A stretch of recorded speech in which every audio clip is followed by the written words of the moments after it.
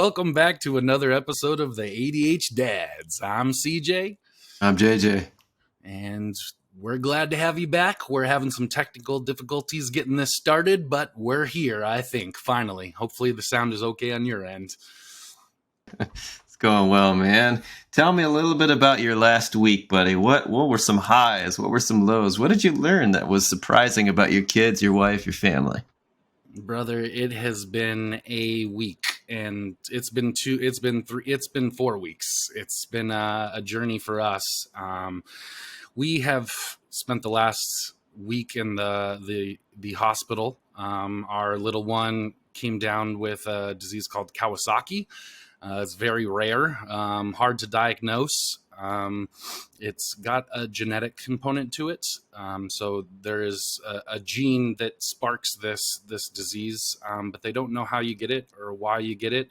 It seems that you get a cold or a flu and it can turn into Kawasaki, and Kawasaki affects the blood. It affects the heart. So we were on a journey. And the tough thing about this is exactly 1 year ago to the date, we were in the hospital dealing with this with our youngest. And this is typically a disease that only affects kids 5 and younger. But this current one, our oldest just turned 8. So they were kind of baffled that she had this. And the first time that we did this with our little one, it was a 2-week diagnosis process. They had all sorts of rare disease specialists and teams come in to try to figure out what was going on. And it took about 2 weeks before we finally got a diagnosis, which was very stressful and very scary, not knowing what was going on.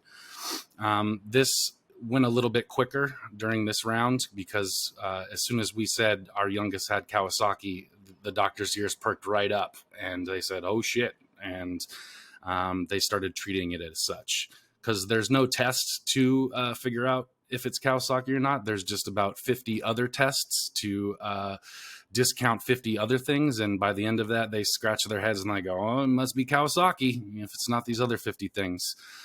But our journey started with a cold that turned into strep throat, that turned into an ear infection, that turned into Kawasaki. And while that was going on with our oldest, our 2 younger ones also got the strep throat part of it and the ear infections part of it. So Mama was in the ER and I was trying to navigate the kids, and the hospital was across town 2 hours away. So hospital visits back and forth were a chore to get Mama and Naomi everything that they needed while they were in the room. And so, man, I haven't had a chance to breathe, really. We're just kind of coming towards the tail end of this. Naomi got a blood transfusion last week to replenish her red blood cells because they were taking blood out of her, but she was not producing red blood cells. And her blood was inflamed and her brain was inflamed. So they had to go do IVIG, which is basically like flushing the blood with antibodies, trying to get rid of the sickness. And that didn't take well. Her body reacted negatively to that. So we had to go do a full-on blood transfusion and give her some red blood cells. So that was kind of scary too, putting somebody else's blood in our little one. And she was having a lot of anxiety about them just putting in the IV to take blood. She was processing it through the brain of an 8-year-old, saying, don't let them take my blood. I need my blood. And it was scary for her. So, a week later when we had to have that conversation, hey, they're going to put somebody else's blood into you. Man, that was some stressful conversation with our little one there to get her on the same page and understand what's going on. So yeah, I think we were going to take a break to talk about crisis mode today, and how to kind of just show up for the family when shit's hitting the fan and things are going awry and curveballs are getting thrown at you. Definitely not saying that I have the answers here, but I definitely helped carry my family through this month here, and I kind of wanted to talk about what that looked like and what that process was for us. Well, that definitely sounds like crisis because, while you can say, yeah, we just dealt with Kawasaki with our youngest last year, it's a weird thing to basically hear, okay, well, then that means we as a hospital staff, we're going to test for all these other things to then get narrowed down to this thing because we don't exactly know enough about this thing. Do you have any sort of understanding as to why there's so little known about this? And then, talking about crisis, you're basically in crisis mode waiting room because you can't really move forward when you don't have answers, yet you have somebody suffering in crisis mode in your little one there. So she's going through all this hell, and then you're talking about blood transfusions and stuff, all this stuff that essentially is taking more time as she continues to suffer. What does one do when you know and then you don't know at the same time? So you're in crisis mode, and you're a parent trying to somehow create a sense of peace and calm when you know there's so much beneath the surface that's just kind of constantly moving and not moving in the direction you'd like it to. Yeah, that was definitely the hardest part about the process was the waiting game and waiting for results and answers. Your mind can definitely go 100 different directions and 100 different speeds with that. But I thought that where I was doing good throughout this process was just maintaining presence. It didn't really serve our family to worry about the results or what the next step was until we had all the information. So, I really tried to focus on what can I bring to the here and now, and while we're in the waiting room or while we're waiting for the answers. And that looked like board games and cards and a lot of drawing and keeping the thermostat at a comfortable level, for everybody, as the husband of this family and stepfather and leader of our dynamic here. I feel like it's definitely my job to be that thermostat, and keep everybody at a level of calm that is maintainable throughout this process. Because a lot of stuff does come up. You're right, and it's a lot of uncertainty. So you can't worry about too much in the moment.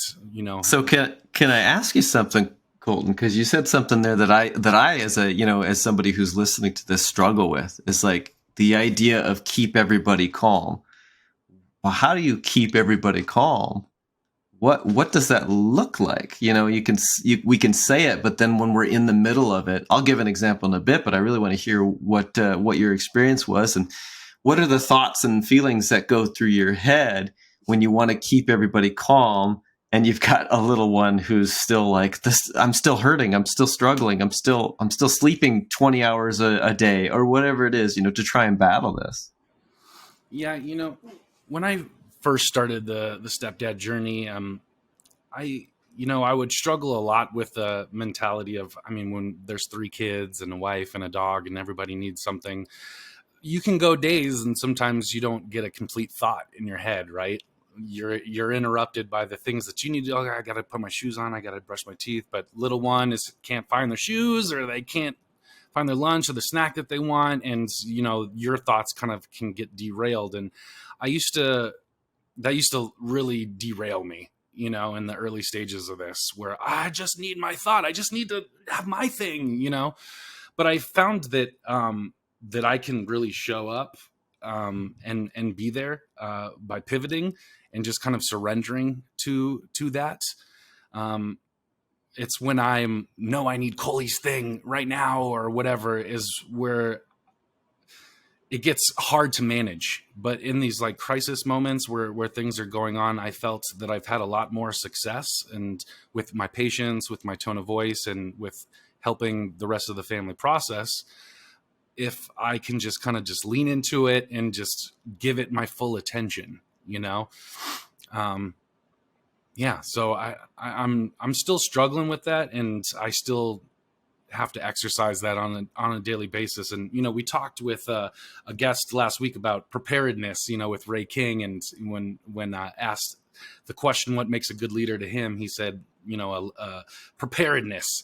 And I kind of went on a rant about saying I didn't really see that or resonate with that. But as I've gone on through parenting, I see that that's a vital thing. But I also think that the kind of impromptu, the pivoting, and the able to switch for what is the crisis in front of you has been a huge strength of mine, to just, we'll get back to Coley's thought, but let me give my full presence to this. And I don't know, I might spark some controversy by saying that, a lot of people might say you need self-care through, you got to take care of yourself as you're going through these crisis times too. And I'm definitely not arguing against that for sure. You do need to finish the thoughts in your head in the sentence at some point, to feel complete, to feel whole. But, when things are going awry like this and it's so heavy with health, finances, whatever the crisis is, sometimes just being present, asking the right questions, and getting the temperature of everybody else in the room is a really good place to start for me. Because, if I'm just trying to have Coley's thoughts all the time, I ain't going to have the answers, and I'm probably going to stumble and mess it up, but if I'm present and able to ask questions and practice the curiosity piece that we've talked about on this podcast, it helps me diffuse, get more information, arm myself with more tools, and really kind of just alleviate some of the tension that's going on. Because when stress balls up like this, it really does not serve anybody to be sitting there in the corner wound tight, as we're waiting for answers. Yeah, I think you said a lot of things there that really do resonate with most people. The simple thing is you have connection and you are learning this family, you're learning these kids, you're learning your wife every day. The opportunity to pursue those relationships every day, not when just things are going horribly or challenging. That's when you really find a way to create that calm and peace with those connections when things are difficult, making that pivot because, I now understand this person in a greater way, and I can help them through this moment by basically acknowledging them through experience with them. So what does that look like? It could just simply be you talk about something that the two of you shared together, or, you've had another moment in the past where maybe they needed comfort. A great example would be just giving a hug, to our kids who maybe their love language is physical touch, and having that close proximity gives them that calm and peace that they need. Or, laughter, comedy, whatever it is. If your kid has a joke that they love, it's not always ideal in certain moments. They're not going to just turn, from an open wound and start laughing at your joke. But at the same time, you have that opportunity to open that connection up when they are struggling, through humor when it's said and done. Because we will experience some extreme levels of pain and suffering at times that we can either lean into or we can work with as we progress through them. My example that I can think of, which maybe I've shared previous, is when Cohen fell in the river or the creek back in 2020, I think it was, and he sliced open his hand to a horrifying degree. It's like something you only see in horror films, and you don't expect it or anticipate it at all with your own kiddo. So I had to rush him to the ER. Well, again, April 2020, what does that mean? It's during COVID, which get to the ER and only one parent can be with the kid in the ER. So here I am, he's laying on the table, and they said that they were going to knock him out with with anesthesia. They didn't. Kept him awake. They gave him painkillers, but he was awake. So when they said they scanned his hand and said, there's a pebble in there, we need to get that out before we, then stitch him up. They're opening this wound up, and it doesn't matter how much painkillers you got. When you're awake, somehow you're going to feel the pain. Yeah. He was screaming, arching his back, yelling, "Mommy, mommy, mommy, mommy!" And of course, mommy wasn't there. obviously through their, loving relationship as her being his mom, the nurturer for so long, that was a big source of comfort for him. And now he had dad. And I was calm, at least on the surface. I was calm, and I was holding him, and he was screaming mommy constantly. I said, hey buddy, I'm here. And tears were falling from my face, even though I was still presenting myself as a calm, collected person. I was screaming on the inside as well. And then at one point he just yelled at them, give me back my hand, because he was terrified. He was in pain. He was hurting. And I knew the only way to get through that moment was to just simply be in the room. Stuff came later, and I talked about the things we could do afterward, and visit with mom and call mom. But in the moment, when you're in that emergency more than crisis, suffering is real and it's real hard. But those connections that you have when you are present with somebody, it still means much more to them. Even if you can't provide them with a physical pain relief, that emotional relationship is still carrying them through. So back to your point there, just being present and having that, that connection that you've carried through this is going to help our kids especially get through. Yeah, one of my core values is humor. I think that really carried the family through this time here. Is I think that bringing or alleviating some of the tension with a little bit of humor is a good strategy to have, but I also think that a lot of people can misconstrue what humor is. I think a lot of people think humor is like making fun of something or someone, and I think that humor is kind of pointing out the ridiculousness in a situation so that we can all connect to it. And I know that when I was younger, my humor was more based on maybe putting other people down, and through my comedy journey out in LA here and doing a lot of stand-up comedy and studying comedy and all this stuff, I've grown into the more of the mindset that, if we can just poke fun at a situation rather than tear somebody down, I think that, it all kind of makes us just giggle and smile and in the times of stress. So, I really carried that with me and tried to, bring some dad jokes to the hospital and, some board games and stuff like that. And just try to keep it fun and airy as, even though, like you say, on the inside, I'm screaming and stressed out completely, these moments also offer a little bit of a break from that, from the tension, from the seriousness of it. And, I've learned that, my Coley time, how I get back to me and how I clear the mind and take some breaths and recenter myself is really through the family.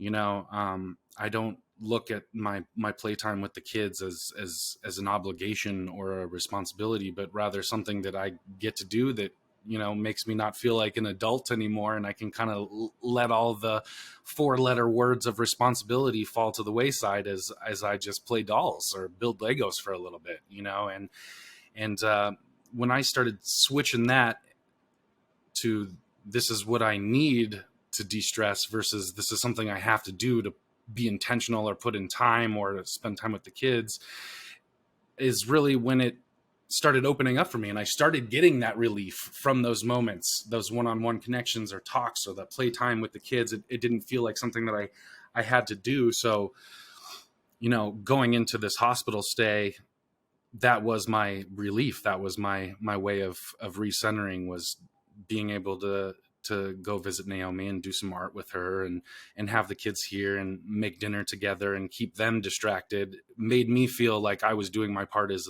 the leader of this family, that I was keeping everybody's hearts full, and hope strong,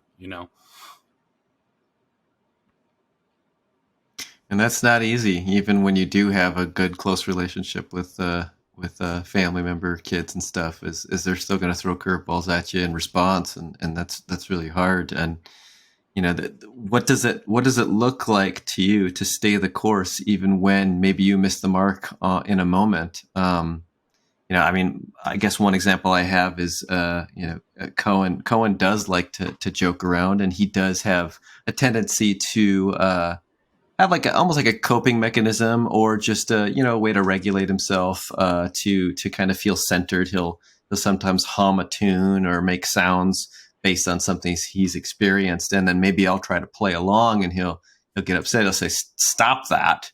And I tend to ask him the question like, "Whoa, I was hearing you do it. I thought maybe you'd like me to do that as well."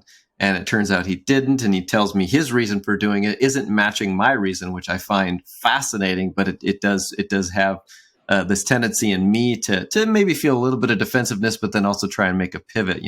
How do I comfort him in this moment? Sometimes he'll give big emotional responses, where he's upset and he's actually raised his voice at me, and that's a moment where I basically am now challenged to be a good parent and listen and not lose my cool when my son probably is wanting a teachable moment there. A good example recently, he did lose it on me, and he got emotional in the situation. It wasn't for anything that, from my perspective, was a big deal. But then I just simply asked him, like, "Hey, buddy, what do you need in this moment? Do you need anything from me?" And he said, "Yeah, I think I just need a hug." And I was like, "Awesome! I can give out hugs all the time." And he hugged me, I hugged him, and then he said, "I love you," and we were back to everything's cool and collected. So the presence, the power of that is great. But at the same time, my question back to you is, when you are hit with that curveball in return, what's the next step? Thinking about my whys, and why it's important to show up and keep the calm. I don't think it really does anybody any good if we're all running around like chickens with our heads cut off. And like we were saying, I think it's my job to exemplify that, for future crisis moments when maybe I'm not around, and things are falling apart. Hopefully my kids will have seen that example of cool, calm, and collected and curious, and maybe they'll be able to exemplify some of that themselves. Because I think that that's really what presence is for me, is curiosity. We've talked about that in the past before, about asking the right questions or in the right way. And yeah, I'm no doctor, man. I don't know shit about Kawasaki or how to treat it or what the next step is. So the more questions that I ask and the more present I am to hear the responses, the better I'm setting myself up for the future decision that needs to be made. So it's not always easy. It takes a lot of recentering, refocusing. I think I had to remind myself at least 5,000 times a day to breathe and to think, before responding or to give an opinion. So yeah, I think, and that comes from a lot of work that we've been doing here over the last few years in the dad space and with the podcast and with coaching, and just arming myself with techniques, strategies. So you're in a situation where there is no easy answer. There's no easy out. We have to persevere through this pain, through this suffering. What looks different in that moment than when you're just having maybe an argument or a disagreement? What perseveres in those moments and comes out with an ideal outcome? I think it's recentering towards the family unit and towards the team, towards the tribe here, of what we do, that though stuff is being thrown at us, I think that there's a really great connection during these moments to bond with the family and to come together, rather than to go off in your room on your phone and to not think about it. The more that I think that we can sit in the room together and talk about it and create a safe space to answer the kids' curiosities too, because they're scared, right? A little sister and baby brother at home, and they don't know what's going on, and they're looking for me to explain it to them. So, again, if I'm flying off the handle with all of my emotions and trying to process it, it doesn't really give them any security, or feel safe when even maybe when it just comes to being curious about what's going on. Well, shit, Coley, Coley broke down and cried last time I asked him that question. I don't want to cause that emotion again. So I think just holding strong and that it's okay to ask. And it's, the more that I can show that it's not a scary thing, as long as we stick together and that we have the support from each other, I think that really, really helps carry us when there's an answer to a question that I don't know, or I don't know what the next step is, or how to diffuse it. I don't always have to have the fix it to diffuse the situation.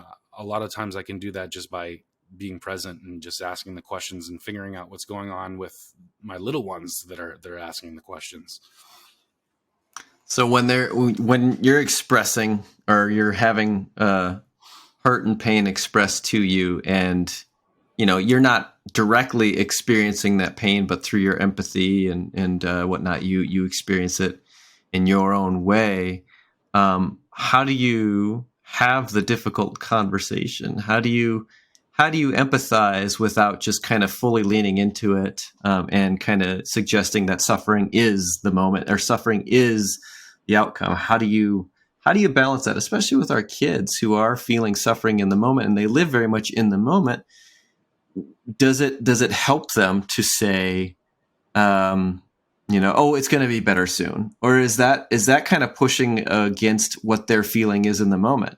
Do we comfort by saying, oh, that, I empathize, I feel for you, this is very difficult pain? And then do we suggest, like, say, this is going to heal this young one, by saying it's going to be better soon? Does that actually provide comfort?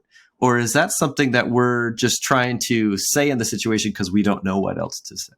Yeah, I think you just hit it on the head there, because honestly, it was the most difficult part about this process, was watching our little one in pain and not being able to help or fix it or take it away, and finding the words to carry her through that was difficult, right? Like, yeah, you don't know what to say, and you do resort to, it'll be over soon, or it's going to be okay. And those don't help in the moment,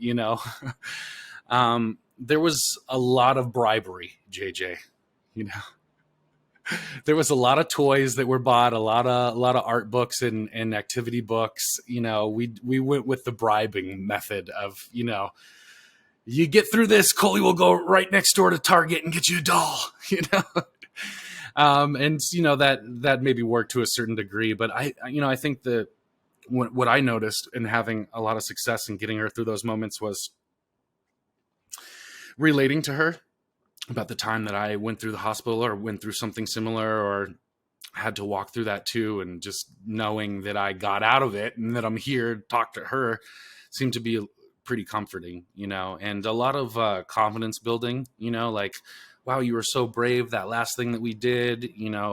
I was so proud of you, the way that you got through that. You're so strong. I don't know how you did that. I wouldn't be able to do that. That kind of talk and that verbiage really seemed to empower and help Naomi and give her courage to go into the things. Because there was a time that the IV fell out and we had to re-put it in. Oh my God, brother. It was 6 hours of them trying to put this IV in, and they missed 6 times. They just kept poking her, and they got one arm 4 times, and they said, okay, we can't do this arm anymore. They got to go over here, and they did another 3 times, and it was a meltdown and crying every time. It was, we had to pin her down to the bed, and that was hard too, as a parent, to not only not be able to take the pain away, but also be like the cause of it, or the one that's helping inflict it, to help her down. It was definitely hard parts. And I had some moments where I had to, after like the 4th time, I had to leave the hospital, because I was getting worked up, and just seeing her in pain and getting poked, and the tears. I'm not good with gore or shots in general. I get very weak, but I was able to handle that, but I wasn't able to handle her screams and her agonizing cries of pain. That was so difficult. And I had to just take 20 minutes, walk around the hospital to just shake that off, because I was like jittering, I was shaking just from all that noise and sound and pain. So it's hard, man. And I don't know if there's a right thing to say, Well, we're social and emotional creatures, and not only that, we strive to have deep connections with the people that are closest to us. And I think you hit on something throughout what we've been discussing here that is always worth highlighting. Whether we're talking about somebody who we care about comes to us with a problem, and when we circle back around at the end of the conversation, they say, "Hey, just thank you for being there. Thank you for listening." A lot of times when trauma is being experienced, by our little ones, or just by anybody in general, when they have somebody of love and support, sometimes they'll say, "Yeah, that was torture, but you were there. You were there for me, and that really helped me through that." They don't necessarily have the opportunity to voice it in the moment, but yeah, that pain, having somebody, a stranger, come in and only them be involved with your little one, that's not going to bring them the comfort they need. We're emotional. We place a lot of our own emotional equity in the relationships we have. So you being there, even though it was traumatic for you as well, was a huge, huge thing for this little one. I think back, I don't know why this is coming to my mind. I apologize if this comes across offensive, but when my ex-wife and I, we were married, we the only blending of families we did was with our dogs. We didn't have any kids at the time. But of course, a lot of people say dogs become family members. They have this way of kind of bringing us, joy and stuff. And we create connections with animals, which is pretty spectacular. And our dachshund ended up having her back go out. And it was a pretty traumatic thing, especially for my wife. And we had a surgery done on her, but unfortunately, she wasn't coming back from it so much. We were having to bring her outside, hold her, and help her relieve herself outside. It was a lot of work, and in the end, we ended up having to put her to sleep anyways. That was really hard. But my wife, while we were in that final couple moments with our dog, my wife, she just kept saying to her, "I'm here, I'm here, I'm with you," and this dog passed away. It was very difficult to watch. I was incredibly moved by her, being able to be present and support this little creature that we love dearly. And so even if I'm trying to tell myself a story about what this dog might have been feeling, I knew that the person that was standing there with me was very empathetic and present and caring enough to just be there to comfort, regardless of the situation. And that's what pulls us through a lot of these difficult times, I think, is like what you said again. It's just being present, being there, being willing to listen, showing up, whatever we want to call it, just offering up that physical presence, of course, with all the knowing and the empathy that you've built up over these years, to then eventually move on to that next phase where we're healing and we're looking back on this and saying, "Hey, we did this together," and then kind of reiterating, like, "Wow, all I really needed was that you were there, and you were there. You showed up for me, and that made all the difference." That's huge, because man, when you're experiencing the scariest moments of your life, whether it's physical pain or something else, if you just have that one person that you have a true loving relationship with, I don't have the numbers with me, but your biological responses are always in better favor than when you're with yourself, or when you don't have somebody you love with you. Yeah, and you're right by saying sometimes all we need to do is just be there, especially when we're in crisis mode in a hospital. You can't take away the pain. You still need to get the IV. You still need to get the treatment. Sometimes we can't take away those things from our kids. And so what do we do in those moments where we're at a loss for direction or advice? And I think that it's okay to show our kids that we don't have the answers, and that even though we don't have the answers, we ain't going nowhere. We ain't going to leave them to figure it out on their own, that we can just be there and not have the answers together. And sometimes that's enough to get through the moment, and you learn what the answer is through walking that together, So yeah, I think that just being there, you don't even have to say anything. I think just showing up at the hospital and doing those art things and sitting with her, even if I didn't know what to say, really resonated with her. And we had some proof in the pudding with that too, towards the end of our stay, where Naomi just out of the blue says, "I have such a wonderful life." And Mama said, "What do you mean?" She just said, I'm just really blessed. I have the best mama, and I have the best dad, and I have the best sisters, and I have the best stepdad, and how cool is that? She's in a hospital bed, tubes sticking out of her, needs a blood transfusion and could die. And she's able to express this gratitude and the blessings in her life. I think that speaks volumes to me as a parent, to see that she's able to have that love and hope and optimism about her when everything's fallen like that. So,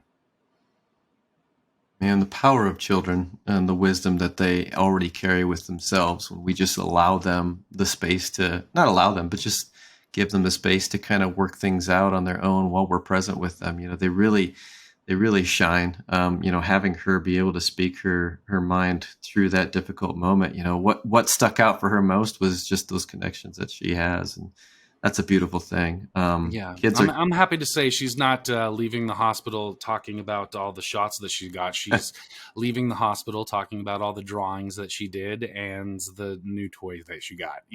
So, bribery worked this time. Yeah, it doesn't always, but yeah, my kiddo has ADHD, and I know there's things that add to the complexity of relationships there. One of the big things that well, I should say maybe I struggle with more than he does. I'd have to kind of really, dissect this a little bit.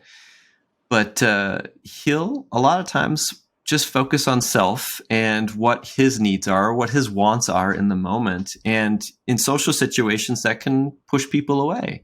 And we've experienced a lot of that pushing away of people unintentionally, because he just wants to do things. He wants things within his own power and his control, that other kids feel like they're not being heard, not being seen by him. And that's struggle, because what do I do if I try to enter into the equation and say, "Hey buddy, pay attention to this," or "You can't play with all these things at once. What do you think about sharing?" He generally tries to keep things close to him, and he's like, "Well, I don't want them playing with this because I either might want to play with it or because it means something to me and I don't want somebody messing with it." I don't know. There's a lot of possible thoughts that I'm still trying to work out with him.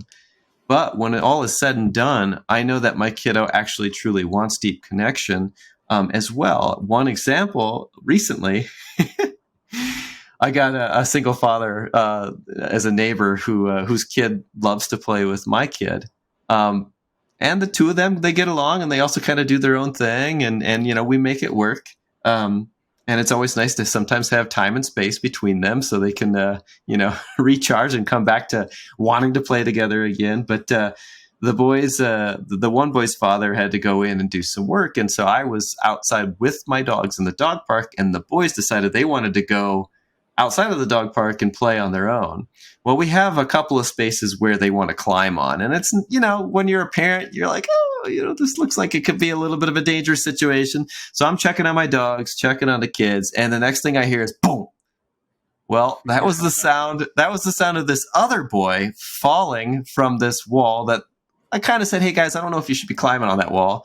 To which, of course, wow, that wall sounds amazing. I got to go on this wall.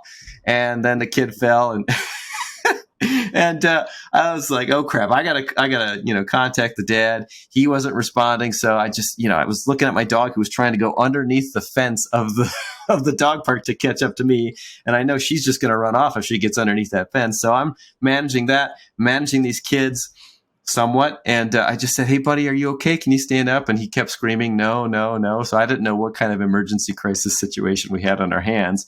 But then my little guy, Cohen, who oftentimes is thinking about, what can Cohen get out of this? What can Cohen get out of this? What can Cohen get out of this? He goes down to this boy and he pats him on the back and he says, "Are you going to be okay?"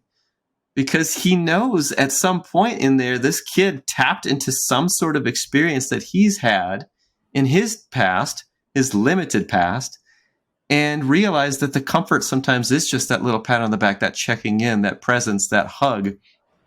And he wants to provide that to this kid who's scared, who's struggling, who's hurting.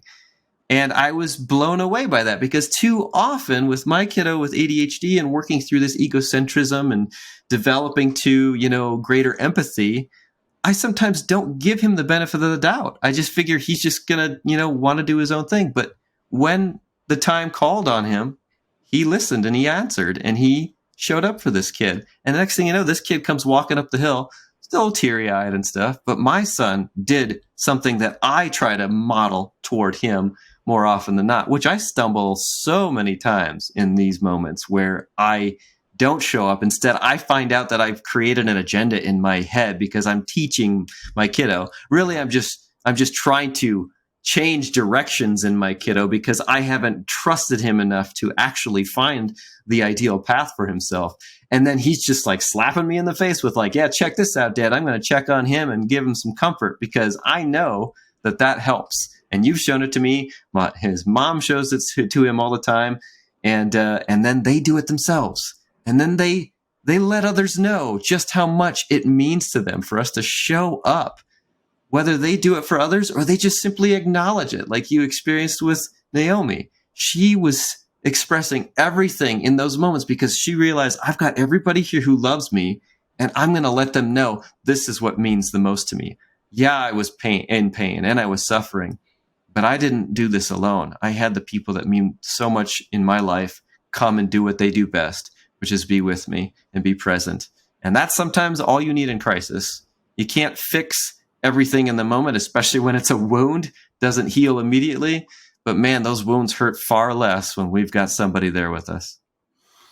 Yeah, man, it's a big miss that we make as parents. I think we're always trying to fix or teach, or there's always a lesson that we're trying to get in, and I think that's overcomplicating it. Sometimes we just need to show up with a hug, and our arms open. And I think there's a lot of power of relinquishing that control that we want to have as parents to teach and have these teachable moments all the time. And sometimes the best moment that we can have is just the moment that is, the crisis and all, the tears and all, snot and blood and bruises. Sometimes, just being there can really exemplify something that is showed later, like Cohen did with that.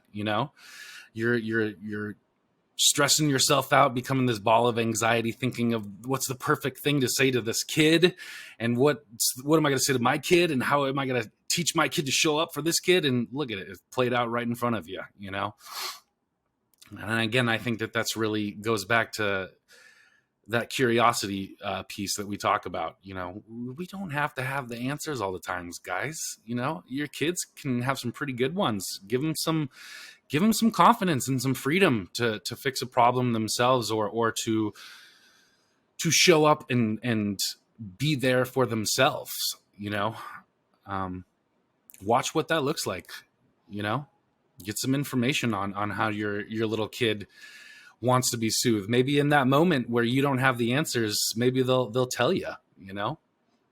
And what does a perfect life look like? When everything's going right all the time, what does that really look like for us? I don't think we wouldn't do a lot of learning and growth if we just had everything go our way.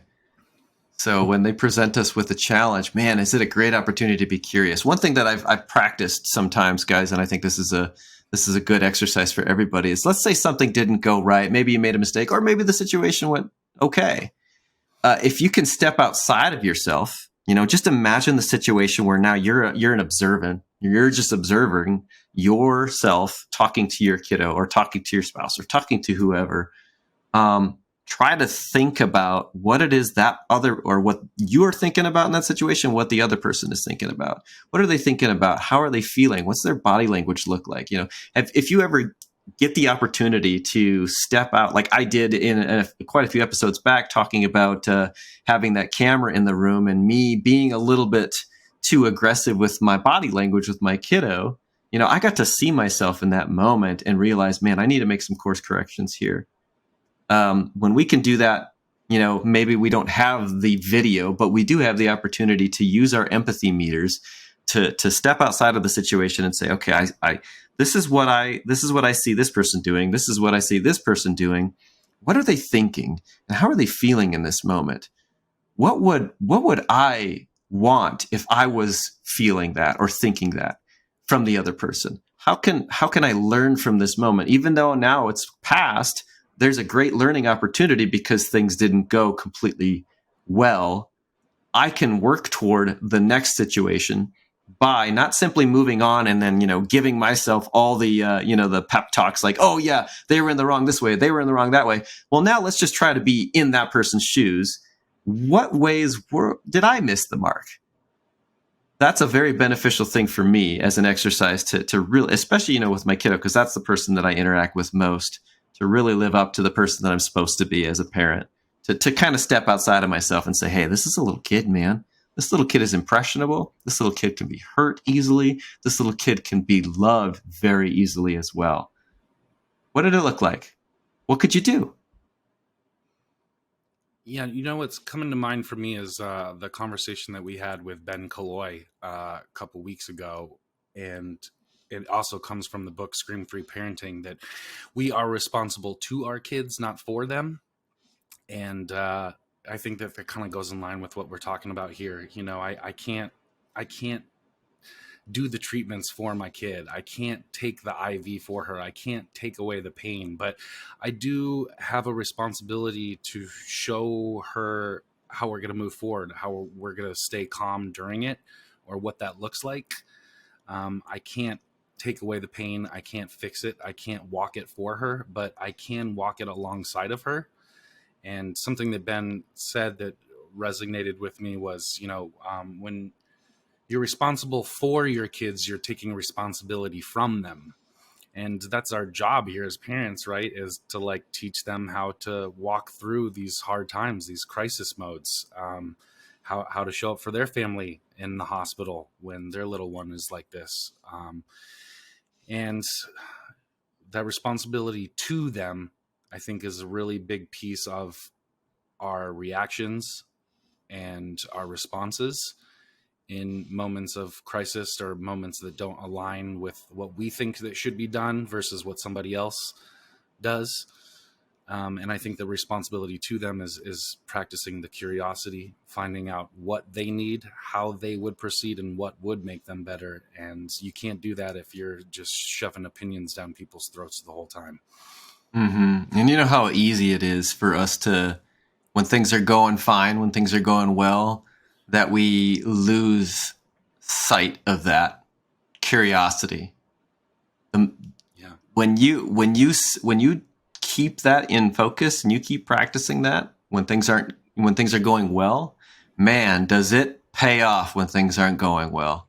Because now you're practicing curiosity when you're regulated, when things are going well, but then you get hit with that curveball from the kiddo or your spouse and stuff. But you've been practicing curiosity. Now you're turning back again to them. You say, man, I see them when they're doing well. I understand them when they're feeling great. I need to understand them when they're not feeling well. Well, one of the reasons why is simply can they trust me in the moments where we're getting along and when we're having a little bit of challenge? Or am I going to have them decide at some point that they have to shut that part off? I don't want them to shut that part off. When is it okay for parents to decide, well, now I'm uncomfortable, so therefore you figure this out. I don't want to deal with you. Like, that trust eventually erodes into the other side. They're wanting to be with you when things are going well in their world. They want to show up and have conversations with you about the things that they're struggling with, or just, what's going to be your favorite food for dinner, something. If you give them that curiosity in those good moments, and then you carry that over to the difficult moments, man, is that relationship actually still growing stronger in those difficult moments? Man, I would love to argue with somebody that every time they argue their point, I say, oh yes, and I carry on the conversation with a positive rather than denying their perspective, whether it's true in my eyes or not. Giving them the luxury, the opportunity to actually have a voice here, and then carrying the conversation on, as opposed to simply just waiting for them to shut up so then I can tell them where they're wrong. man, that trust building happens in every moment, especially the moments that suck, you know? Well, man, I come from a comedy background, like we're talking, and I've done a lot of improv and spent a lot of time at Second City, doing classes and writing workshops and stuff. And, one of the rules in improv is yes, and you never say no when you're doing improv. That derails the whole thing. It's whatever your partner gives you, it's yes, and you add to it, and man, that's an important skill to have in my communication in life. That doesn't just go for comedy and entertaining people. Like, what a beautiful conversational skill to have. Yes, you are right. And here are my thoughts, rather than no, you're wrong and this is why. We need to build people up, and we need to, especially our family members and our little ones, instill that confidence. And with that yes and kind of mentality, you really open yourself up to a lot of potential opportunities, information, and ways of handling it. Because, yeah, I think the miss a lot of the time when crisis mode comes up in our family unit is like, we want to get through it, right? You just want to like, oh, fuck, I don't want to know about this. I just want to get through it. How do we fix it? I don't want to know why it happened or how it's happening. I just want it to end. What do we need to do to end this and move on? And I think that if we can pause for a second and be like, oh, yeah, this is painful. Ooh, why is this painful? Where is that pain coming from? What is happening here? And how can we proceed through curiosity? I think is really providing a really beautiful opportunity to have the answers that you weren't open to. Oh man, I just pictured The Office. You mentioned improv comedy and Michael Scott. He has this strong desire to be a performance, artist, and he goes to improv. He wants to be a brilliant improv comic, but what does he do? He just wants to control the situation the whole time. So he comes in, I got a gun, and everybody has to just immediately like. And we do that as parents, man. We come into the conversation with a gun. Listen to me. All right, I've got the answers, and we point that thing at them, and God, I just think that there's such a great opportunity if we're sitting in crisis mode rather than trying to push past it. If we're present for it and can ask some good questions, think about what that looks like on the other side. When we do get through it, how much stronger we'll be, how much more prepared and ready we'll be for the next curveball that's waiting around the next corner. But if we're just like trying to rush and get through it and keep our head down and go around it rather than through it, what are we really learning? What are we teaching our kids? And how are we going to get through the next thing?